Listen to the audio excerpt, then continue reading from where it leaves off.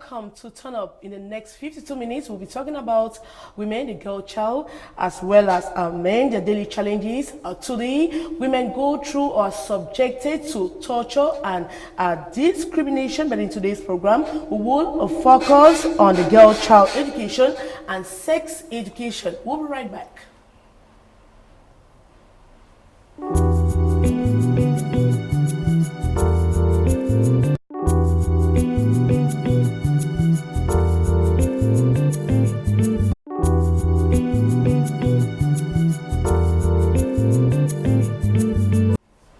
And to give you just the right answers on today's topic, which is sex education and girl child upbringing, we have two beautiful women in the studio. We have Ndangoh, you're welcome to the program. It's my pleasure of being here with you today. It's the first time you're appearing on TV? Yes, it's first time. Now, how do you feel? I feel excited. You feel very excited? Yes. Now, what caught your attention as a news event in Cameroon today? Do you have any particular news that got you hooked up or got interested? No, I don't think. Because I'm somebody that I hardly watch on news. I hardly be on TV to watch. So you're that type that when you leave the house in the morning, you're on your work and you leave your workplace and back to the house. Yes. Now we have another guest. She is Jessic. Fotso, you're equally welcome to the program. Thank you, Maureen. It's a pleasure. You're regular fees? Yeah, I'm regular in Canal 2 International, basically educational programs. Yeah, we're always partners in Paris. Now, today we're talking about girl child education. Now, when we talk about girl child education, I'll begin with you, Madam Fotso. What generally comes to your mind? Yeah, when we talk about the girl child education, today we realize that there's so much focus about the girl education of the girl child. Just because with a girl child in the society, at first in our contemporary African society, the girl child wasn't exposed to education. They used to prefer the male child to go to school instead of the female. And that gave a lot of setback for the girl child to come to mesh into the society.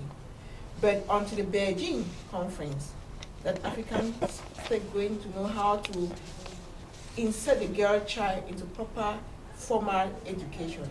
Cameroon was already ahead, but there were so many African countries that were still behind. And today it's really a focus because what they say, what a man can do, a woman can do, and even do it better. Now, let me come to Jacky. When you talk about girl child, when you look at our society today, you look at the girl child around you. Now, are they well treated? When they talk about girl child, at first, people don't even like having girl child because they think that they neglect them. They don't think that girls children can make it in future. But now they are the people leading. If you go ahead to do some statistics, you discover that the girl child is the one even handling the family. In every family, you will see that the girl children are leading. Instead, now the boy children are going behind. Why the girl children, they are the people taking the family up. And I'm proud to be a girl in our family and inside the society, because what we are doing as women, a girl child, what we are doing, the men cannot even do it. We are even doing better than them now. If you want to look like managing like institution, now you discover that they have removed all the male managers and now the females are leading. The women are leading. Yeah, they are leading. The micro or in the banking. Yes, the sector, because they know that they can well manage. And it is not only in the microfinance, even in their homes. They do well management. Which means that today, people are accepting women in leading positions. Yes. They're giving them responsibility. Yes. Now, I want to ask to Madam Fotso, now when you look at the girl child today, the image that is being painted about the girl child, is that the right image? Yeah, the society has sort of like revalorized themselves. Questions have been asked about the girl child today. Does the girl child merit a comfortable position in the society? What has been the hindrance that the society had laid behind the girl child? But we want to answer all those questions. You realize that society has sort of placed so much importance in the training of the girl child, because the girl child, once trained, manages right from the home setup and outside the home setup. Before, we used to see parents who used to send their girl children to school. Yes. But so many things have changed. Yes. We are seeing most of these girls going to school today. Yes, I want to emphasize on this point of the girl child, very important, because before, as you said it, parents did not place any value on the girl child. Girls were meant to go to marriage after puberty. But today, the girl child is being encouraged to go to school. And you will find out that there's a quota for female representative in every position in the government. Let me take the Cameroon government for instance. They encourage the position for the woman. If you go to EMIA in the military, they're encouraging the women to come in. They're holding posts of responsibility. They have colonels today, before they never had them. If you go to the health sector, there's a quota for females to come in as medics. They're encouraging them because they're becoming better doctors today. If you go into education, that's a big field for the woman, and the woman is making it there. And if you go to the social sector, like you come to this commercial sector, they are doing very well. And all this is a proof to show that given the chance to go to school, get quality education, the girl child has emerged. But there is a problem. We have so many girl children that get pregnant along the line, and when they get pregnant, they get out of school, and that's the end of it. Is that what you see? Yes. With some, it depends on the home. It depends on the home, because what I know now is that when a girl child goes to and gets pregnant, some family takes care of that baby and they send the girl back to school. But at first, it was not all families. At first, it was not like that. If you are pregnant, if only you are lucky to go to school as a girl child, if you are pregnant, that is all about your education. They don't even think about you any longer. They forget, you are forgotten. Now, Madam Fotso, if you find your girl child pregnant, let's say at the age of 13 or 14, what will you do? I will come back, before I come to answer your question, I will come back to the first question you gave about the girl child dropping out from school because of pregnancy. You know, the government has a policy on those sort of behaviors that you find in school setup. If that girl child is pregnant by another boy child in the school, they too equally leave the school at the same time. The time the girl is doing her maternity, that boy too will be at home. That's the educational policy. And they will come back. That's a new policy. Because at first, when the girl is pregnant, the girl will be dismissed and the boy continues with his studies. Yeah, no, it's not like that. And when he finishes studies, he will never come back to even look at the girl again. The girl becomes fade in his eyes. Yes. So it's not an equity. As you get me pregnant and you're my boyfriend student, definitely as I go for maternity, you also are leaving too for maternity leave too.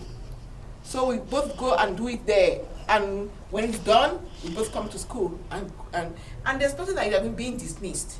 You continue. Then when I want to come about the second question you asked me, if my girl child at the age of 13 gets pregnant, what am I going to do about it? You know, there's a lot of evolution concerning education of the girl child today. I'm an educated parent. I might not be as much educated as though, but I'm a parent that I have the values for the right to birth, and the right to go to school. So you not get angry at first sight? Definitely, you are going to be shocked, but you have got to manage your emotions alongside take care of the situation. Because you see a child at 13 that's pregnant. You are even saying 13. There are those of 9 years old that are pregnant. So what are you going to do? Are you going to kill the child? Definitely, the first reaction is that you'll be shocked. But then you have to console yourself, put yourself together, and see what the next step to take to bring up that child and the baby.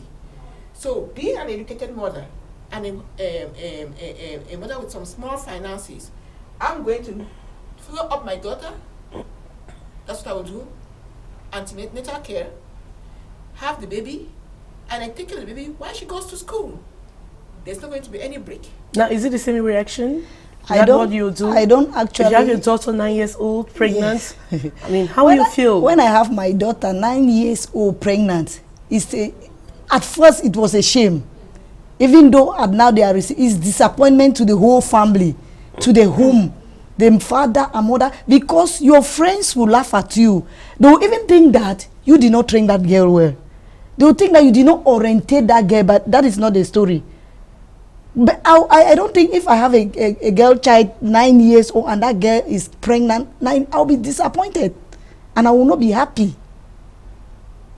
Now, what will push a 9-year-old child to get pregnant? There are so many things that can lead a 9-year-old, let's just say a teenager, to get pregnant. You know, we have sex and sexuality education. That's how we put it. We don't put it sexual education, we put sex and sexuality education. And you know, the home is the base, it's a broad base for parenthood and sex education. It starts at home. There's this situation that it became a taboo in the past and perhaps a bit now, that parents have to discuss sexual education with their children. You bear by the point with me that even when you talk about your child, the child needs to know about his body, about her body. You need to talk about to that child how she's being created. That's what they call responsible parenthood. There are things that we don't have to shy from it. And talking out, bringing the children very close to you. You know, you need to have very responsible conversation with your children. Don't be too hard on the children to scare them away from you. There's an issue that when you have your child, converse with the children, have intimacy with the children, they will open up to you. There are situations too that you might bear, you might not have it in mind, but it happens. Children, as they are, they might not know how to manage their emotions. You don't know their peers, but you have been doing that job of responsible parenthood, and that child comes into that situation. It's not as if you not do it. But I want to make you understand that today the bulk of the blame falls on the parents again, because we are all absentee parents. Now we're going to come back to you, and before we come back to you, to you guys, we are going to telling the audience that they should give their reactions on 672194357. And before we get their reactions, because we have Regina who is taking their reactions, we are going to take this report. We sampled the opinion of some young girls in the southwest region of Cameroon. They talked about sex education and how close they are with their mothers. Let's watch this report. We'll be right back.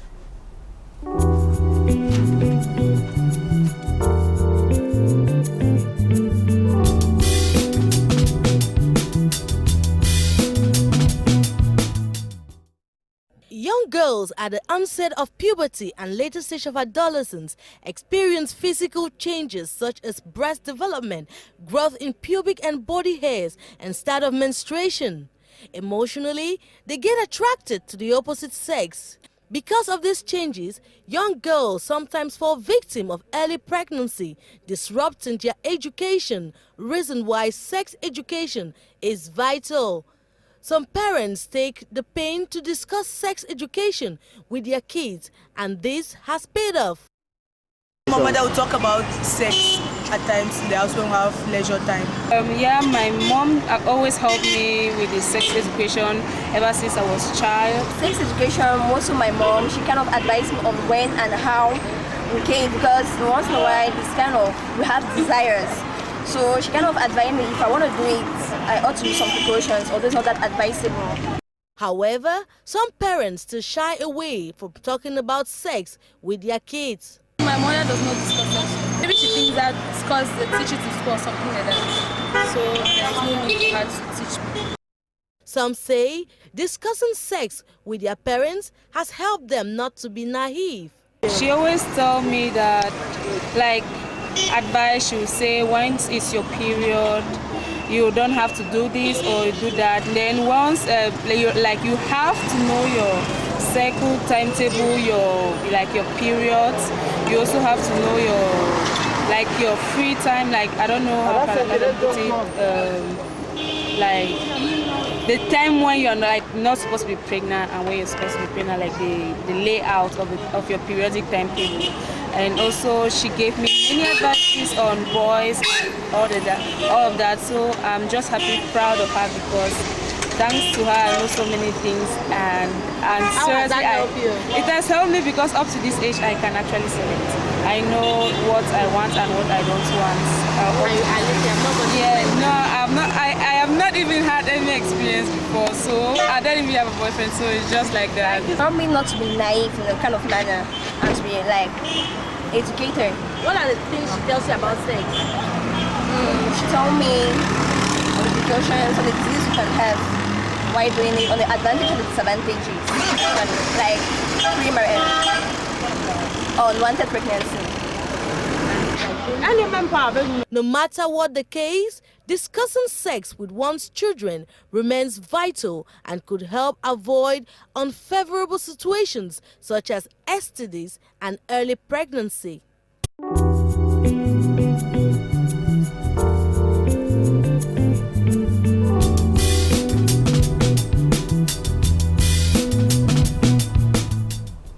Welcome back in the studio. I have two beautiful ladies. Before I get your opinion on the topic, sex education and girl-child upbringing, I want to read some reactions through the SMS. I am Rita Ndangoh writing from Utengene. My daughter was supposed to write a GCE this year, but now she is pregnant. She has not been going to school because of the crisis. I'm confused. Okay. We should give an answer. We're helping hand to Rita. Pregnancy is not a lifelong process. It has a beginning and definitely an end. So, Rita, the daughter should go into proper maternity, have the baby, and after the baby, when school starts, she goes to school. Another one, hello, I love the program on women. My name is Rachel. I am in Fontem. I feel shy talking about sex with my daughter. What should I do, Jacky? I don't think, Rachel, why you shy talking to your daughter? As a mother, you are supposed to be close to your children, especially the girl children. You are supposed to talk to them about sex. Because if you don't talk to them and they go outside and hear it, is going to explode them. But if you are talking to them and conversing with them all the time, they will feel it normal, and they will not be exposed that way that when they go outside and see, for example, your girl child don't know that one day you hug your child, kiss, and when you kiss your girl child like that, it's normal. Without you kissing that girl, for example, and that girl goes out, one boy just kiss that girl like that, you see a different thing. The girl will be excited until and think that the world has come to her, and you feel as it's something that is, I don't know how to explain it. But let me tell Rachel that it's good to always make your girl child your friend and try to talk about sex with her. Try to make her understand what sex is all about, so that when you talk it with her, she'll be able to control herself wherever she will go. Even if she leaves the house, she is about to go to a boarding school, she'll be able to handle herself there because you have been telling her and teaching her in the house. But if you don't talk about sex with her and she goes out there, for example, sending her to a boarding school, the girl will go there when something like that comes up. I mean, she might even learn the wrong thing. Now, yeah. I want to ask you, Jessic, have you ever feel like, do you feel comfortable talking sex with your daughter? Now, how did you manage it? Because I know you have a daughter. Yeah, Maureen, I won't tell you a lie that my daughter used to tell me, Mommy, all the sex education I learned, I did not learn it from you. I learned it from my friends in school. But we have something that we are trying to we're letting it out, or we're keeping it away. Sexual education or sex education and responsible parenthood is more of both sexes, not just the girl child. It involves the boy and the girl, because the roles of the sexual education that meets those sexes, you have consequences like HIV and AIDS, STDs, not only pregnancy. Pregnancy is the outward one that everybody is seeing, that is the girl child. Not so. But what of STDs that the children are going to have, the boy will have, the girl will have STDs, and that will lead to death. Pregnancy does not lead to death. So, for my child, I used to talk to my child, but I wasn't that very You talk, but you avoid that word sex. No, not about what is the problem? Sex. I used to talk about sex. Now, what is the problem? Is the word too big, or the word is frightful? A comfortable way of of coining it to the children, letting it go to the children straight.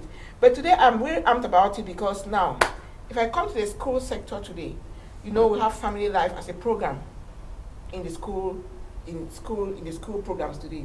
We have other things like HIV and AIDS as a program.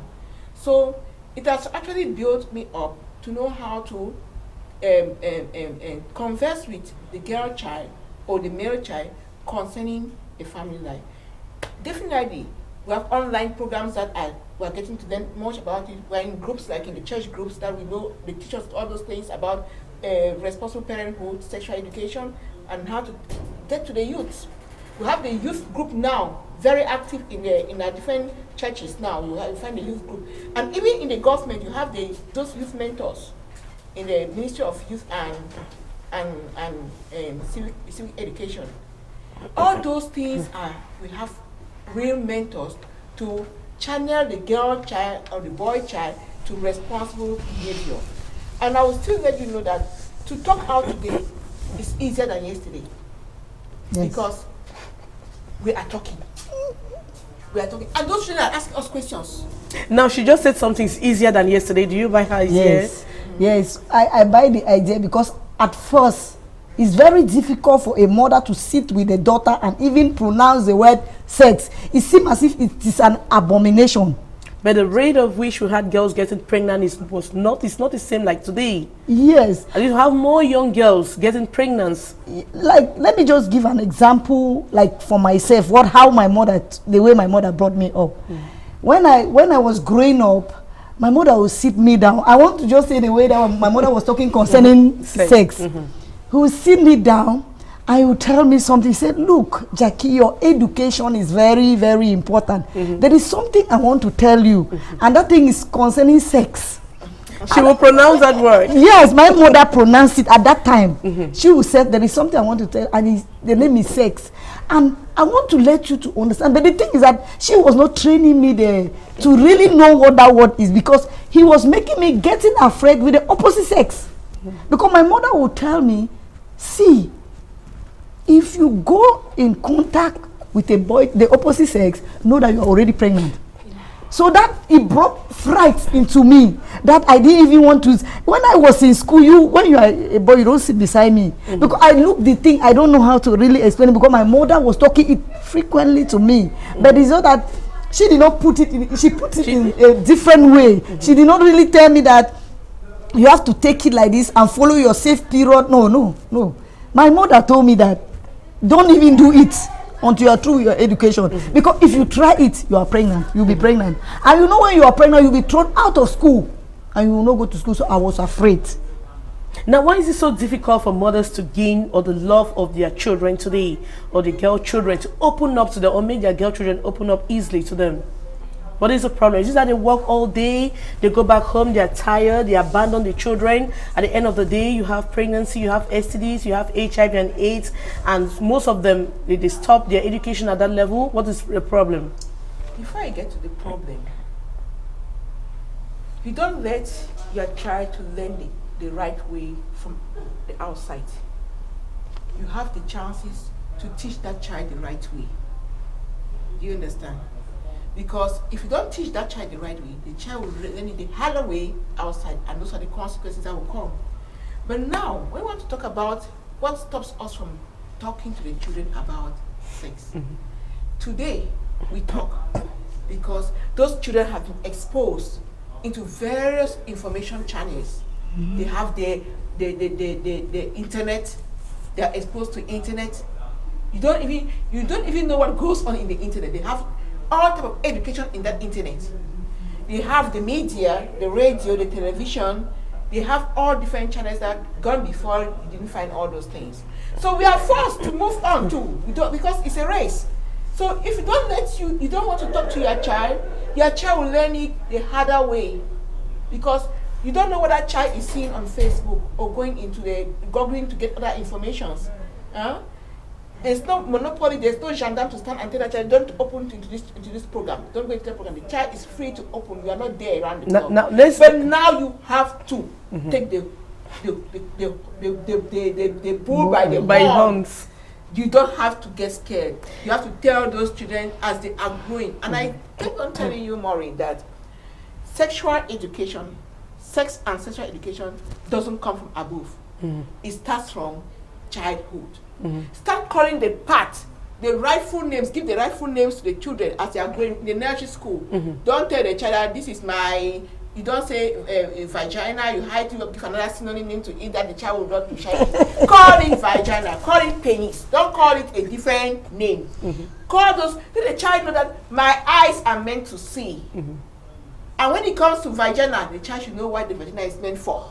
Do you understand? And as that child, that's the beginning of sexual education. Knowing your body. And it goes higher. The child knows that these parts like this. Today parents use other they use synonyms or code names to talk about vagina, to talk about the breast. And let me get these reactions. Hi, my name is Lucy Lucefag. I am writing from Bonaberry Douala. I am 16 years old. I feel more comfortable talking about sex with my dad. Is anything wrong with that, Jacky? I don't think there is anything wrong. If it depends on who that child is closer to. Most girls' children are closer to their father than even their mother. And then she might be talking to the father. Maybe that is the person that listens to her more. Or is the person that we the mothers, we are supposed to to make our children as our own friends. But if you scare them from you, they will not expose many things. And if you see her going to the father, it means she feel free, comfortable talking to the father than the mother. So I don't think there's any problem in that, talking sex to the father. Hello, I am Benyela Emma. I am in the university. 1 year. At what age is it acceptable to have sex? Jessic?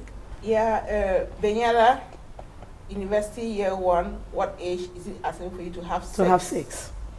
That's a very challenging question because it comes back to responsibilities, responsible behavior. Having sex is not just going to have sex for pleasure.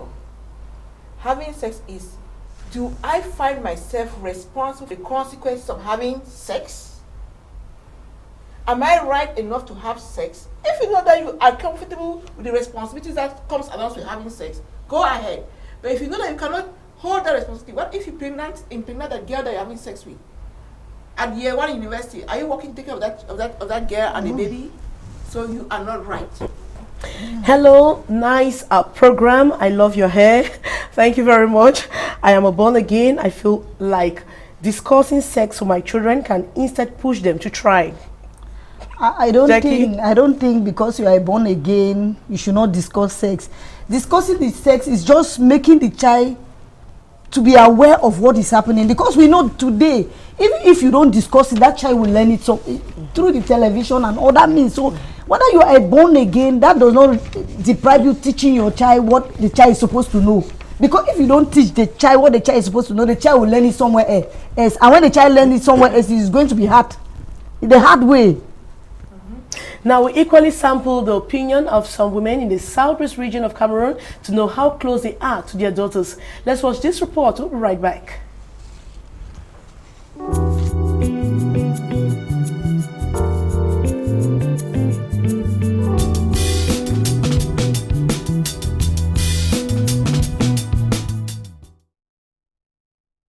Should parents discuss or not discuss sex with their kids? This is a debate that has been on for a while, with many concluding it is very important for parents to have sex education with their kids. I think it's very important. It's not good that the kids go and learn things outside. It's good for the parents to educate the kids that gradually they should know about the things, the sexual education is very important. Thus, should parents talk about sex with children?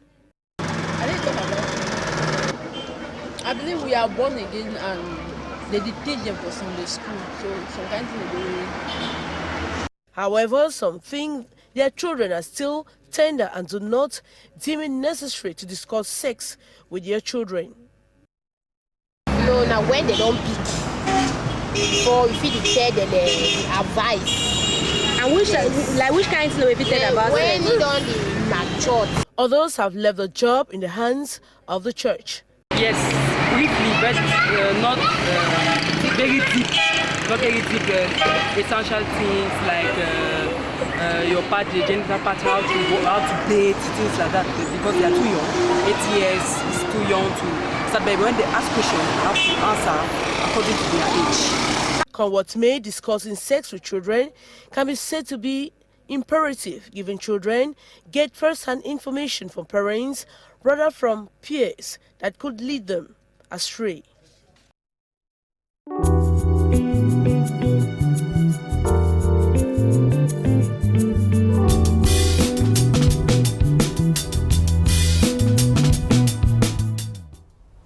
Hello, you can react to the number on your TV screen. I would mean the studio have two beautiful ladies, Jacky and Jessic. Now, how difficult is it to bring a girl child, to bring up a girl child?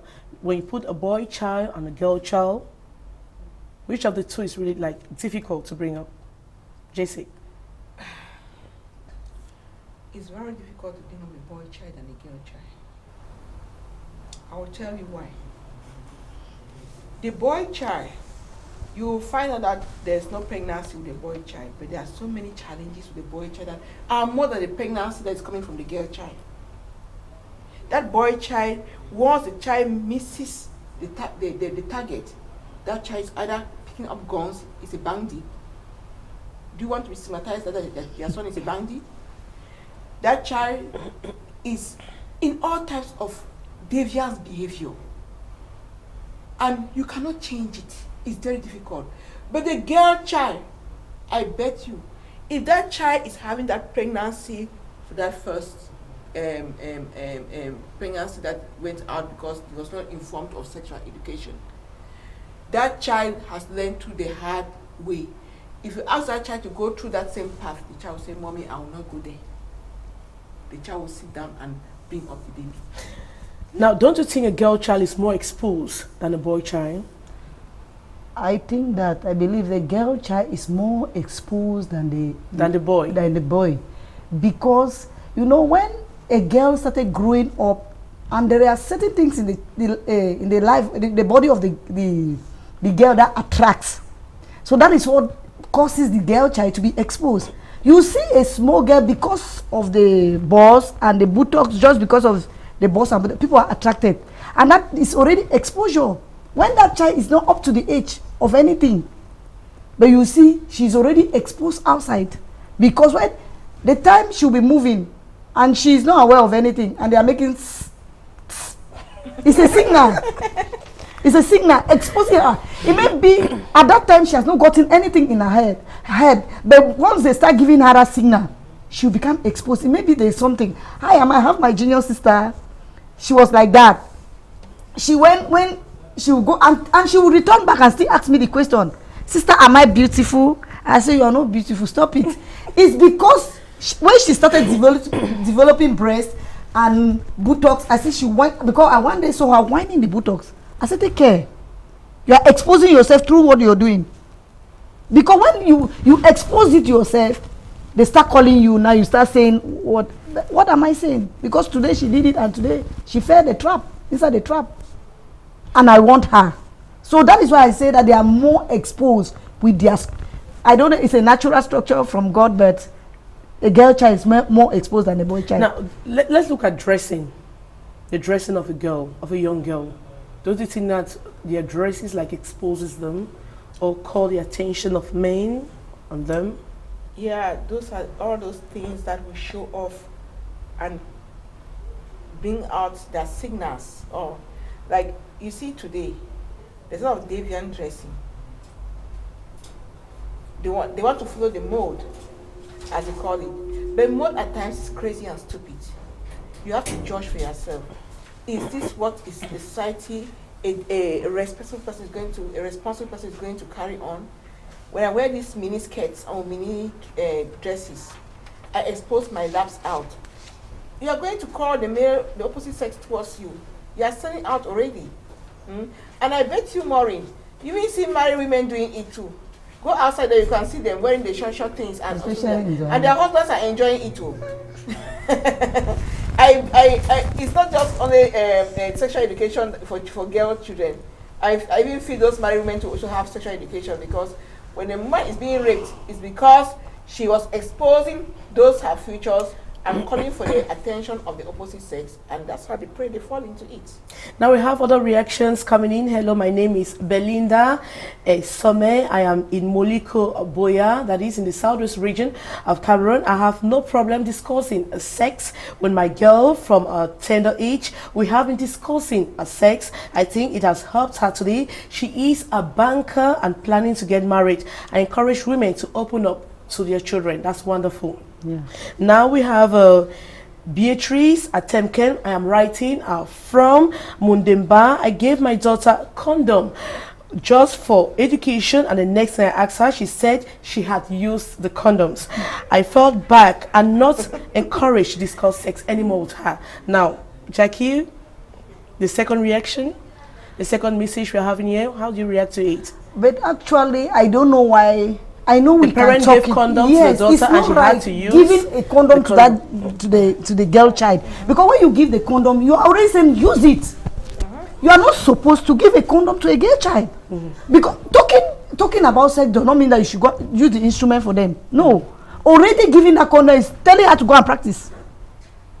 Then you should not blame her, asking her when they said the child told you that I've used the condom, then you are feeling bad. Why did you give a condom to that child? Because we are not supposed to give a condom to a girl child. Teach the girl that is how it ought to go. Because, let me say something here. My mother helped me a lot, because that teaching of sex education that my mother was giving me helped me a lot. Because if my mother was not giving me that education, it told us that my mother was giving me education about sex, then go again and buy condom and give me. My mother is sending me to go and do the test. So we should not give condom to the girl child. I refuse that. It's not good. Jessic. Yeah, there's something when you want to educate a child on, especially a girl child, concerning sex and sexuality education, that you have to bear in mind. It comes into in successive bounds. You don't just expose everything to the child. For instance, a 10-year-old child, you are going to tell that 10-year-old child about the body, what they have to do with their bodies, how to care for those bodies, and the consequences if they don't care for those bodies, how it comes. But now the condom, a girl child that's in the university knows about condoms, and you tell that child condoms are used for preservation, but it does not end there. Those things are manufactured. At times it can get ruptured, it can get the other side of it, and you get all those infections and the consequences of using the condom, that it wasn't well manufactured. You know, I still believe that you tell the children about sex education. Sex education does not limit on, just talking about sexual intercourse. Sex education is very broad-based. The child should be able to master herself or himself first. Who am I? That is telling you and putting in a very responsible way for that child to know that I carry a big responsibility on me. That's the idea. Because if that child does not know that I have that responsibility on me, if a man approaches that child, the child first looks at the I, how responsible I am to stand in front of this man. Before those other things will come, the child will then know that it is not time. You understand? But if you are going to teach a child about sex education, and start showing those things, condoms, this, you are already telling the child that, see, you can do this. Now, what's the right thing to do? What's the right message to pass across? How should you talk to the girl? What's the right approach? How do you do it? Well, concerning talking to how do you monitor her? How do you control her movements? Okay, yes. When I talk, I like coming back to myself. What my mother did was that every night when I was growing up, about reaching the age for menstruation, my mother would come, and I realized one day my mother is opening my leg. Why is she opening my leg? She has been asking me. I said, Mom, I've not started flowing. And then she did not believe me at all. She wanted to see it every night, because she was telling me, she was looking at the time. That the period for me to flow has reached, but she's not seeing it. So one day I caught my mother herself opening my leg to see whether there's something coming out, and she did not. And after that, the time that it really comes out, that is why my mother had to hold my hand and sit and started talking to me. He said, Jacky, I said, Mom, he said, do you know that you are my friend? You know that you're my mother now? I said, yes. He said, there's something I want to tell you. Don't be angry because I came in the night, I was struggling, because I'll be asking you, it's because he said, it's because I've been waiting for some time. And I know I'm the one who deliver you. I know when my menses came, and that same period I was expecting your own. And you are my first daughter, I was expecting your own, but it did not come the real time I was expecting. That is what I was opening your legs to check whether you are deceiving me. So when finally it came, I said, Mommy, that's the thing has come. When I went to secondary school from one, my mother took me now. She sat me down. She started telling me, you know you are my daughter, you know you are my mom, and give me some word. There are certain things we have to talk about. And that thing have to deal with your whole life. He said, let me tell you about this issue. Well, I started talking to you because when I went, I wanted the flow to come out. Because after this flow, there is a period of time that when you go in contact, something will happen. So that is why I wanted to talk, but this time, my mother started talking to me. She started talking, take care of yourself, be careful. Now like this, I will not give you. Listen what my mother said. He said, now like this, I will not tell you that time that is good and the time that is bad for you. But I'm telling you that don't do it for now. It is not the right time. Start educating, but you know that something is existing like this. And then she will point an example of one of my classmates that when we went to Form 1, Form 2, and the girl was pregnant. She had to give me the example and said that I'm talking about this issue that caused her to be like that. What is the issue? Sex. She was telling me, take care, don't go to bed, because what my mother told me was that the right time is going to come. Now, I want to ask Jessic, in your house, you have a girl, you have a boy. Do you keep them in the same room? Do they sleep in the same room? Because we have parents, I've heard parents say it's not normal to keep children of different sex in the same room. Even my the girls should have their rooms and the boys should have their rooms. Now, what is your own case? Yes, in my house, I have many rooms. So each child has his own room. That is the case in my house. But I want to look at it as homes that they have so many siblings and they don't have enough space. So we are going to look at it as how are you going to accommodate those children? The common sex, they move together. The girls normally have their own rooms and the boys also have their own rooms. So it does not, for the sake of privacy, what is common, I can undress in front of my girl child, or the girls can undress in front of their sisters. There's no problem. But just think of it that the girl is coming to undress in front of her brother. There are different sexes. When we were growing smaller, it wasn't like that. They could do those things common. But now they are matured. You know, they have different features, and they become more responsible. Putting them in their own separate rooms is already information telling you that you are different from this other one. It means we don't mix people together again.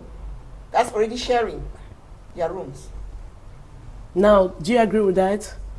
I agree with it that it's good to separate their rooms, but how comes if they don't have enough room that the girls will have their own? Where you have just 2 rooms. That is what the dad have their own rooms and the children have their own. That is what I want to talk about. How the children grow up.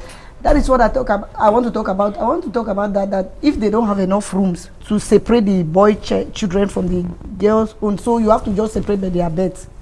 And then they will understand that when your sister wants to bathe or wants to change up, you have to leave the room. If you are there with the understanding, which that must be done by the parents, the mother have to help that for the guy to have an understanding. Because when your sister is dressing, you cannot be in the room. Like me, I have more girls than boys. That when the girls are dressing, you just need to understand. You don't need to ask them that go out. I want to dress up. They have a right to privacy. You know, that's what we are going to say. Right to privacy. Even they are boys of the same sex, or girls of the same, they have the same sex. Each person is an individual and has a right to privacy. Even if it's one room that they are sharing, they have a right to privacy. Meaning that what? If when I'm dressing up, you need to come and knock. If I say no, you wait until I'm done, you come in. It means that I am already in my privacy. You respect each person's privacy. Now, I want to thank you for honoring our invitation. I want to thank you, Jacky, for honoring our invitation. And I also want to thank you, Jessic, for honoring our invitation. And to you, Aldo, I want to thank you for watching the program. We're expecting your reactions on the number on your TV screen. And the next topic for next week is going to be cohabitation. Thank you. Bye-bye.